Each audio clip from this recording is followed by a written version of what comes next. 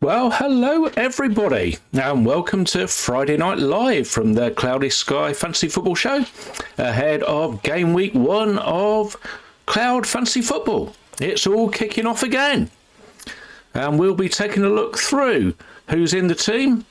Have we got any moves planned? Transfers, captaincy strategy. We're going to have a look through a brief introduction. Hopefully some new players watching the stream tonight. We've had a great uptake since the last show this time last week. I think we've doubled in numbers, knocking on for nearly 1,000 people signed up. We'll see how many teams we get overall by, so it's just over an hour and a quarter's time till we start. So we'll have a look at the changes to when people last played Sky. We'll have a look at some leading stats quickly to see who the decent players are for those that are new to the game. You can have a look at some fixtures, and I've got a bit of how should we say? We've put a bit of stardust over the October first weekend of October before we go on overhaul. See if we can have a look at what we think is going to go where. There's a couple of clues there. And we'll have a look at the team news then for the Liverpool v Bournemouth game, which kicks off today at 8 o'clock. And then I've got a couple of teams up. One which I think could go all the way through to overhaul with no transfers, assuming a fair wind and a bit of luck. And then I've got one where I've got a couple of moves planned to try and make use of some fixture gains. So without further ado, let's get into it. I'll say hello to everybody in the chat. Shivam's in. Hello, Shivam. Dave's in. Evening, Dave. Spartans is in. Evening, John. Great idea with the Originals League. That was an absolute world beater. Thank you very much for that, sir. Wind is in. He says, evening, Ian, Dave, and all. Hope you're all well. Looking forward to Sunderland's return to the big time. Well, hope you've got some Sunderland players in, Windy. When was the last time they were up? Must be, half a dozen years ago, if not more now, maybe. And we've got a DT93 in. How are we doing, sir? Right, let's have a look. So, if you want to join the game, if you're new to the stream, Sean's in as well, and Ammon's in. Evening, peeps. So if you're new to the stream, you haven't played, you can find us over at cloud-ff.co.uk.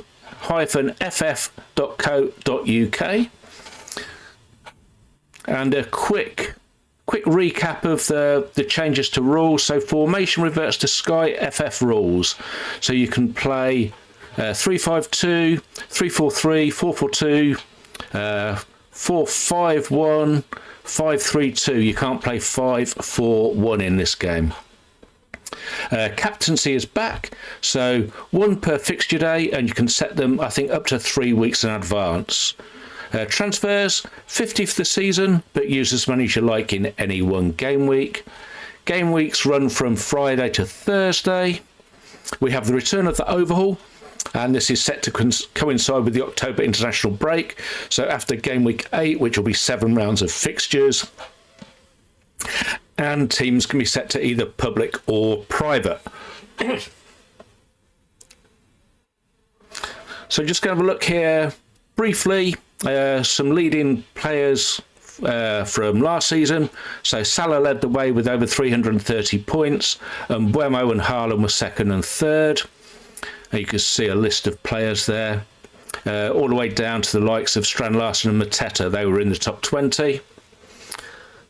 But then for those that don't realise, we do have tier points in this game, and I'm going to show some scoring in a minute. So these are the top players by tier points last year. So Kovacic was at the top, Bruno Fernandes, Van Dijk. Then you'll see an anomaly there in more ways than one. Partey. He was fourth for overall combined tier points, but he was nowhere near to be seen on the total points top 20. So even if you pick players for tiers, they've got to be doing well in other things as well. So either that be scoring goals, making assists, or keeping clean sheets if they're defenders. And then the other thing we need to look at is how much these guys are costing. So you can see here we've got the top 20 point scorers. Salah's at the left-hand side there, and he's scoring 46 points per million. But you look at the next guy, Mbeumo, he was scoring 63 points per million last year. There's a couple in there further to the middle of the screen. So we had Henderson 70 and Munoz 71 and Semenyo 67. They were real good value, and they might be again this year. And then these are the highest value players. So Munoz, he ended up best defender. He was in the top 20 comfortably for points scored, and he was the best value player. So the way we play this game, you've got a £100 million budget. You've got to pick 11 players in a certain formation. So you can't pick the 10 most expensive players and one cheapie. It won't work like that. You've got to work to a budget, and these are some of the guys that you need to be looking at. So let me move that off, and we'll have a look at how people score points. Tim's in. Evening, Tim. Aaron's in. How we doing, Aaron? He says, seems like he hasn't had enough time to plan. Well, think how I feel, Aaron. I've been doing about 5 games today and trying to get them all done and dusted on time. So if there's a late change in the team sheets for tonight's game, at least I've got time to change this game. So point scoring. So if you start the game, 2 points, come on as sub 1. Goal scored, goalkeeper or defender is 7, midfielder is 6, striker is 5, an assist from anybody is 3. Clean sheet for a goalkeeper, must be playing for 60 minutes, is 7. Defender is 5. There's a caveat to that as well. If the defender goes off, or the keeper for that matter, the team they're playing for must keep the clean sheet all game. Penalty save is +4, penalty miss -2. 2 goals conceded. So every 2 goals conceded for a goalkeeper or defender is -1. So if they concede 3, it's just -1. Concede 4, it's -2. Concede 5, it's still -2. Own goal -2, yellow card -1, and a red card -3. And then we have a look at the bonus points, and these are what we call tier points. So tier level 1, 1 point is for every 3 saves made by a goalkeeper, every 3 tackles made by anybody, every 55 completed passes by everybody, and every 1 shot on target. Tier 2, so 2 points, again 4 saves, 4 tackles, 65 completed passes or 2 shots. And then tier 3, 5 saves, 5 tackles, 75 completed passes or 3 shots on target. So if I put the slides back up, so then we're going to have a look at the fixture layout. And now this is where it becomes more important for those where you want to select your team, because we're playing game weeks, but every game day you have a chance to pick a captain, and they'll get double points, either plus or minus. And if you have a look on the screen there, with the fixture days across the top, everything that's in green is a single game day. So there's only 1 game today, so it's Liverpool v Bournemouth. On Monday, only Leeds v Everton. On the following Friday, so a week today, we have West Ham against Chelsea. Bank holiday Monday is Newcastle against Liverpool. And on Monday, the 29th of September, is Everton against West Ham. So things to notice there, Liverpool are playing 2 single game days, and so are Everton. So I imagine most people have got in their teams, or they will have when they select them, at least 1 Liverpool player and at least 1 Everton player. John Boy's just put in the chat, team news, thanks John. So Liverpool, Alisson, Frimpong, Konate, Van Dijk, Kerkez, McAllister, Szoboszlai, Wirtz, Gakpo, Salah and Etitike. That's not too bad. Bournemouth, Petrovic, Truffert, Senesi, Brooks, Scott. Evan Nielsen, I doubt he's playing in the 6. I do hate it when they put it in number order. Adams, Smith, Tavernier, Diakité, that's a new one on me, and Semenyo. So if we go back to the fixtures, this is the next part we were looking at. So these are game week 6, 7 and 8 in Cloud. And I've got a couple of highlights on here. So in game week 6, which is the penultimate week of September, you will notice that Liverpool and Everton I've highlighted there in green. Now there's a possibility that that match might not be on Saturday. If Liverpool are playing away in the Champions League the previous week or midweek, that game will be moved to Sunday 12 o'clock and remain on TNT. And that's the only one that can change for that game week 6.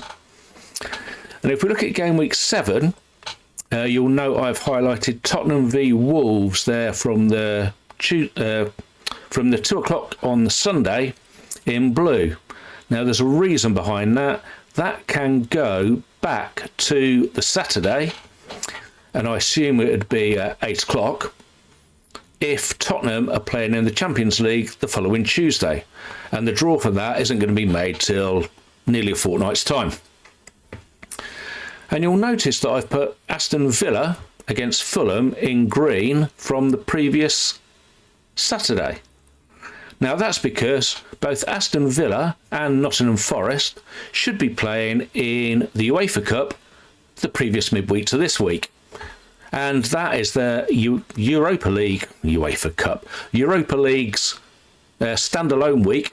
So they have Wednesday and Thursday fixtures, and there's no Champions League games and there's no Conference League games. So England has 2 teams in the Europa League, Aston Villa and Nottingham Forest, and I would very much expect them to play on different days, one on the Wednesday and one on the Thursday. So why have I highlighted Aston Villa against Fulham in green? Well, you'll notice that Nottingham Forest against Sunderland is already scheduled for TV at 5:30.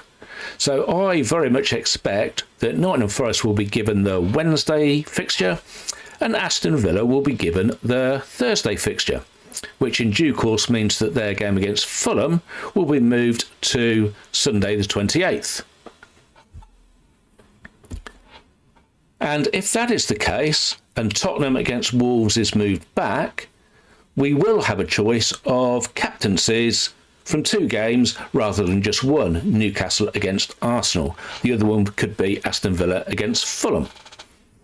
And if we just scroll back there to week 6 on the Sunday, you'll see that the 2 games are Arsenal against Manchester City at the 4:30, and the other one is Sunderland against Aston Villa. So we are developing a bit of a theme here. Later on, before we get to Overhaul, Aston Villa could become very tasty. And then we move to game week 8, which is Saturday the 4th of October, just before we go on Overhaul for another international break. And I've highlighted 7 fixtures, 2 different colours there. We have in blue Bournemouth against Fulham, Manchester United against Sunderland, and Wolves against Brighton. And they're highlighted blue because they are the only 3 fixtures that could possibly be moved to Friday. Whether they will be or not, we're not really sure, but they're the 3 that can. And then I've highlighted 4 fixtures there in green. Again, Aston Villa against Burnley, Chelsea against Liverpool, Everton against Crystal Palace, and Newcastle against Nottingham Forest. And that's because they, or at least 3 of them, will definitely go back to Sunday, which will be Aston Villa against Burnley, Everton against Crystal Palace, and Newcastle against Nottingham Forest, because all 3 of those Europa and Conference League clubs will be playing on Thursday, so their game will have to be on Sunday. And Chelsea against Liverpool will almost certainly be the 4:30 kickoff before Overhaul, so that will move to Sunday as well. So as I put in a couple of group chats earlier in the week, we are going to need some Aston Villa coverage later on, even if not from the start. So let's go back and see how that looks in terms of picking a team.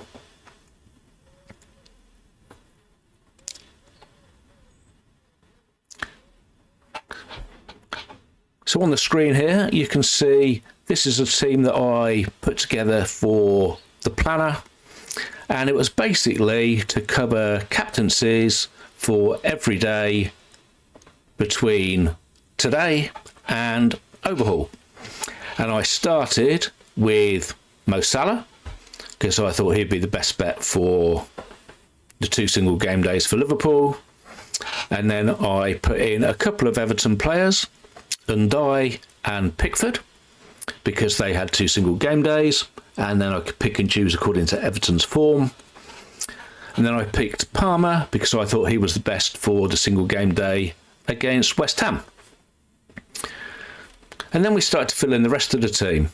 I looked at Manchester United, and they looked to have decent captaincies on 2 and 3. So they play Fulham in a week where there is only 3 games on the Sunday, and theirs looks to be the best. And then the following Saturday, they play Burnley, and that looks to be a good captaincy there for Fernandes. And then I looked at filling the rest of the team out. I wanted some Villa coverage, so I put in Morgan Rogers. It looks like he's been past fit. Erling Haaland, if Manchester City are going to do well, he looks like he's going to be sort of to the fore. So he went in, and then that just left me 3 defenders to pick. And I had budget options, but nothing too dirt cheap when I could see that Chelsea had good fixtures. The unlucky Colwill is not going to play. He's done his ACL. So it looks like Chalobah is going to be playing in central defence. Cucurella has been playing quite far forward and is reasonably priced in the game. Then I looked at fixtures, and Tottenham looked to be quite good. So in came their new captain Romero. And that left me not very much money at all. In fact, it was only 6.4 million, and I was scrambling around to find somebody, and I stumbled across what might be a good pick. He might be absolutely pants, which remains to be seen, is Arias of Wolves. And if we have a look through, you can see that we've got captaincies covered. So Salah, and then Haaland, Palmer, and Ndiaye, and it goes all the way through to Overhaul. So if you're struggling for a team, you just want to put something together today that you think will get all the way through to Overhaul, then this one will do you okay. So we catch up on the chat. All the best, Ian, from Shivan. Thanks, Shivan. Take care, mate. From Spartans, just call it the Intercities Fairs. Well, yes, it could be all of those, really. Adam's in, finally the best format. Well, thank you very much, Adam. Very kind. Windy, our spending may not be over yet. I can't keep up with it all. Well, we've certainly got some more different players this year than you had this time last year. Adam asks, any City players except from Haaland? Well, I'm going to come on to my team in a minute, and you'll see there's at least one in there. Alan's in. He's gone for Aït-Nouri, Reinders and Haaland. And FPL Sparta, not to be confused with Spartans, is in. He says, all right, all. So let's have a look at my team here and see what I have come up with. And this is Ian's plan. So, looking at the... Well, we'll go for the most expensive again. So, Salah and Haaland are in. And you'll see a change here. I've got Saka in midfield and Palmer. I've gone for Semenyo. I think he's reasonably priced here at 8.4 for Bournemouth. Arias is in again because I needed the budget. And then I have Cucurella and Tosin Adarabioyo from Chelsea. I've got Romero again from Tottenham. And my Manchester City player is Aït-Nouri. It's been confirmed today that Gvardiol's not going to play tomorrow. So I think Aït-Nouri will be galloping down the left wing.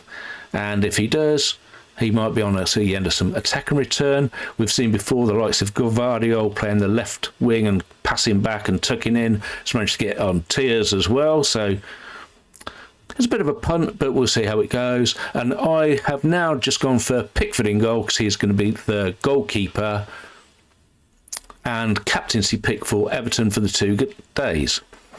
So we'll have a run through here and see what we have. So we've got Salah against Bournemouth, Haaland against Wolves, Palmer against Crystal Palace, and then we have Pickford here. Should be captain, I think. I don't know why we've got that there. So make him captain, and then take it off Adebayo. Palmer, captain against West Ham. Haaland again against Tottenham. And then we see the first transfer made. So this is after Arsenal have played Leeds. I'm planning on moving from Saka to Bruno Fernandes. That is for the captaincy away at Fulham. Other matches there are Crystal Palace against Nottingham Forest and Everton against Brighton. I only have Pickford. I did have a look at a team with Munoz in, but I was getting cheaper and cheaper in the rest of the team, and I thought, I do like Munoz. Am I going to be keen on captains against Nottingham Forest? They've barely let a goal in all pre-season. So I think Bruno. Now, if Saka has been pulling up trees, he scored a hat-trick at Old Trafford on Sunday, followed up with a brace against Leeds on the following Saturday, then I probably won't make that move. If I definitely need to do Fernandes, I might look at moving somebody else to him. We shall see. And then we move to Bank Holiday Monday. We have Newcastle against Liverpool, so Salah. Chelsea against Fulham, early kick-off, Palmer. And then we see the next change. Now, this is due to Aston Villa playing Crystal Palace. That game has been moved from a single game day due to Crystal Palace now being in the Conference League and having a playoff game. So when Brighton play Man City, Forest play West Ham, Liverpool play Arsenal, I can bring Watkins in. Now, the chances are I'll probably captain Haaland, especially if City have done well in the first two games, but Watkins can come in, and then he's primed and ready for the games that we talked about later on. Just notice the chat from the Colonel. What time is the deadline? The Colonel, we have deadlines in this game just before kickoff of every day. So deadline for today is going to be just for 8 o'clock. And then deadline for your picks for tomorrow will be just for 12:30. On Sunday, just before 2 o'clock. And then on Monday, just for 8 o'clock. So every day there is a deadline. You can bring players in, but for them to score points in that day, you need to have them make sure they're in before the first kickoff of the day. Not when their team necessarily plays, but the first kickoff that day.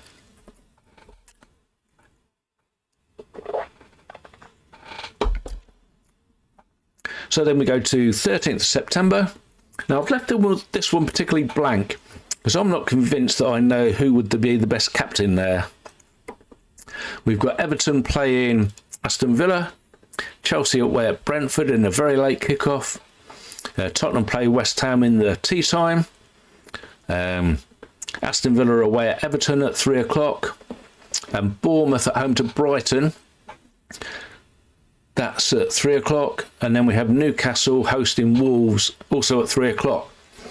So at the minute, I think it would probably be Palmer, but we'll wait and see nearer the time.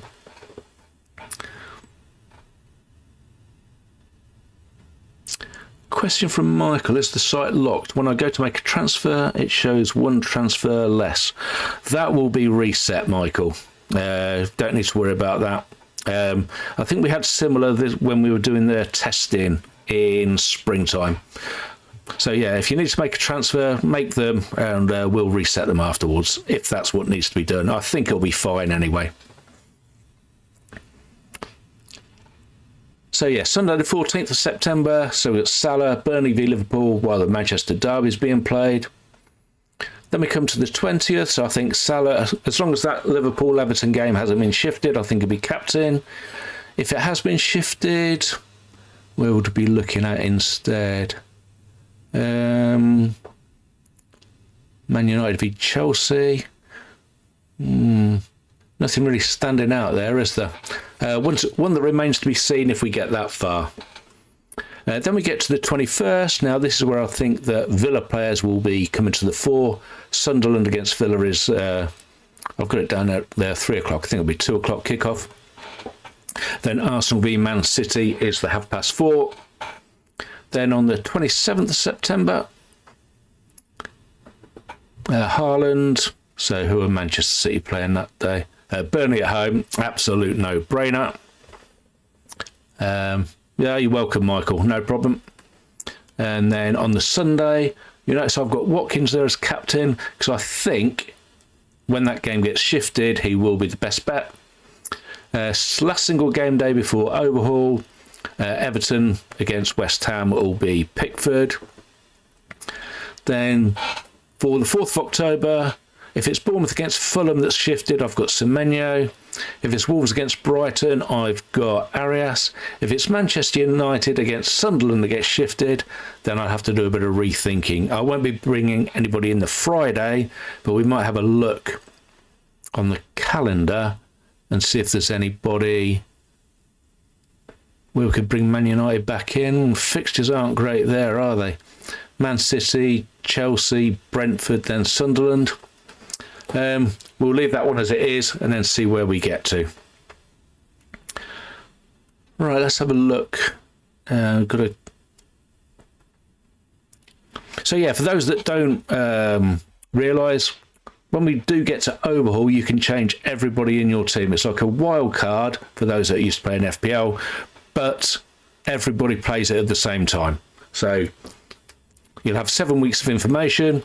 We will open everybody's transfer up, change whoever you like, when you like, and then when you come back, I think it's going to be Saturday the 18th of October. I doubt there'll be a Friday game, is when your transfers will be locked back to the number that you had before overhaul.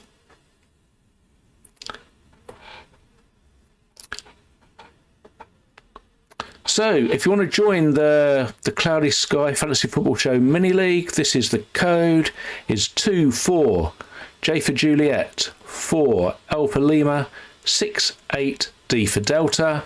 We've got £150 worth of prizes, £75 for first place, plus a Stratus Navigator package for next season. For those that don't know, the transfer planner that we've just been looking at is available on Patreon. Quite a lot of people use it, and I'm giving away a package for somebody to use it next year. Second place £50, third place £25. And there are lots of other mini leagues that have been created. Tim Barry was in the chat. He's created one, Cash League. I think he's got over £1,000 given away in that now. The overall main league, we've got about £800 worth of prizes now. We've had some donations. Probably, if I can just move this away, if I go back to the top here, we've got all the prizes on. So first place £450, second place £200, third place £125, fourth place £25, and first place on Christmas Day £50. Now I think if you're first place on Christmas Day, you've got to bring in reindeers. We have lots of other mini leagues going on as well. And I must admit, the community that has got behind this whole endeavour, not just this summer, from when we started this time last year, has been absolutely magnificent. All of the work that Mike, those that know him as FF Stuff, or Not Only FPL on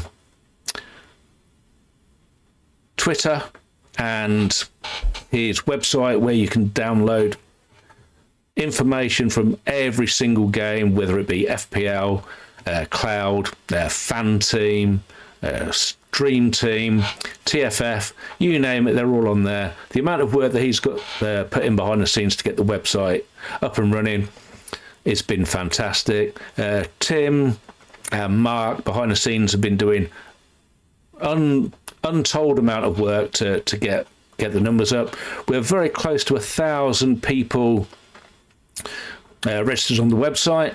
I don't think we'll have quite that many teams, but hopefully we've got, I think we're going to over double, maybe nearly treble what we had this time last year. So I'm very, very grateful. and the comments that have come in have been staggering, to say the least. So I'll put a few of there on the screen, a couple at the top. So honestly, Mike and yours truly, been outstanding. Far more engaging than Sky FF ever was. Weekly announcements, regular price reveals and quick replies set the standard. If you want a fantasy community that listens, this is it. And then another one at the top, truly blown away. What an amazing job you and Mike have done. Feels like one of the premium big name fantasy games already. So yeah, thanks to Mike, thanks to everybody else. And we are, as it says at the bottom there, a game that listens, a site that delivers, and a community that thrives. And I, for one, am very, very proud of everybody that plays. I wish you all the very best of the luck for the rest of the season, and I shall leave you to it. Go and grab yourself a beer, warm up for the Liverpool game, and we'll see you this time next week, hopefully with loads of green arrows. Thanks very much for watching, everybody. We'll see you again soon. Take care. Good night.